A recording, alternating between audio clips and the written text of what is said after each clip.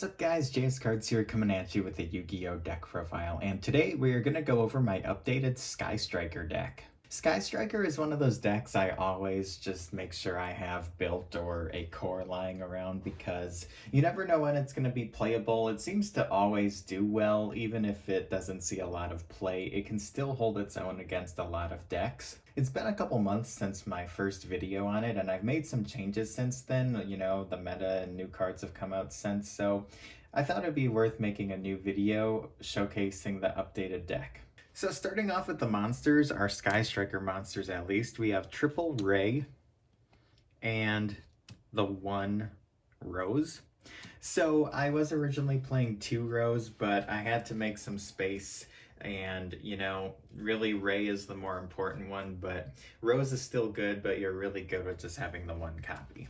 So that is it for the Sky Striker monsters. That's really all you need. The rest of the monsters are hand traps, hand traps, hand traps. So starting off, we got Triple Ash Blossom, and then a new addition, Triple Skullmeister.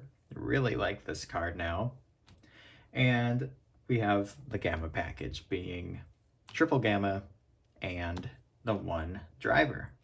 And that is it for the monsters. So the hand traps and the ratios are really all personal preference. It depends on what hand traps you like the most and what decks you're playing against the most. But I think all of these right now get the job done for some of the more popular decks that see play. I took out Nibiru from the previous build just because he doesn't see much right now. It's more of a control format, which I'm actually kind of a fan of. But it is in the side deck. And the side decks I don't really show just because it varies and it depends on what cards you have and what types of decks you play against. But Nibirus can go in the side. If you have Effect Veilers, those could always go in the side. Or even the main deck. Effect Veiler is still really good. But that's kind of the fun part of the deck building process, and the hand trap selection is just feel free to pick whatever you want and whatever fits your play style and decks that you compete against the most. Now we're moving on to where the deck really shines, which is the spell lineup. So starting off strong, we got Triple Widow Anchor. Such a good card. I believe in my last version I only had 2, and that was because I didn't own a third one, but since then I got a third copy because they're only like $3 or $4, not bad. For the rest of the Sky Striker cards, I have double copies of Afterburners, double copies of Shark Cannon, 2 copies of Area Zero, and then for the one-ofs we have the 1 Hornet Drones and the multi-roll. So overall, this is a pretty standard lineup of Sky Striker spells that you should run. I really haven't had any issues. I don't think I would cut anything. But now, the next card, everybody loves it. We are playing not 1, not 2, but we're that guy playing triple copies of Mystic Mine. My original build only had 1 just to kind of troll your opponent, slow down the game a little bit, but we're up to 3 now.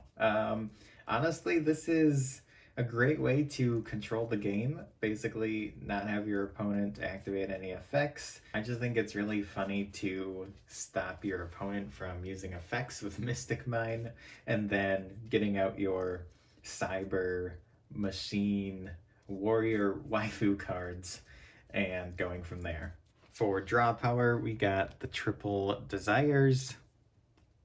For spell and trap removal, 2 copies of Cosmic Cyclone, the 1 Terraforming, and the Raigeki to also clear your opponent's field and set you up to do some damage, 1 Reinforcement of the Army, and last 1 Upstart Goblin for some more draw power. And for the trap cards, I'm currently playing 3 copies of Solemn Strike. The extra deck hasn't changed a whole lot, but we will go over it. So currently I have triple copies of Kagari, the most important one. You never want to play less than 3. Same with Shizuku, triple copies. I'm now running 2 Hayate, which I think is still fine. I Didn't really need the third one. I ended up cutting it. I believe it was for a Nightmare Unicorn, so, you know, a little bit of a stronger monster there. You're still good with 2 Hayate and the 1 Kana. I also play the single copy of Zeke as well. For the rest of the Link monsters, starting with the Link 2s, we have the 1 Hita, Nightmare Phoenix. For Link 3s, we have the Nightmare Unicorn and the 1 Celine. And for our kind of boss monster, Link 4, I have the 1 Borolo Dragon because it's still a really powerful Link monster. You can bring it out here and there, and sometimes your opponent doesn't expect it. So there you guys have it. That is my Sky Striker deck profile right now, and there isn't really a whole lot to go over. The deck's been out forever, so I'm sure you guys know how it works. What I really like about this deck, though, is that you can play literally like whatever you want in it and still do good. I mean, you could play Imperms, you can take out a lot of the cards I have and add in different hand traps or different spells. And, you know, as long as you have like the basic Sky Striker cards in there, the rest is all yours to mess around with. Like I said, this is a great deck to just always kind of have on you. You know, if there's a new meta or a new ban list, it's kind of one of those go-to decks for like the beginning of a format too. Same with like Salamangreat or even Burning Abyss, where it's good to just kind of have those solid decks on standby because they're always doing well. You could take it to a regional or do well at a locals. And I don't think currently this deck is terribly expensive. I haven't looked at prices recently, but a lot of these were reprinted last year. So I hope you guys enjoyed this video. If you did, make sure you hit that like button and subscribe for more. Stay tuned for more Yu-Gi-Oh! News, deck profiles, and openings, and I'll catch you guys in the next one. Peace out and have a good one.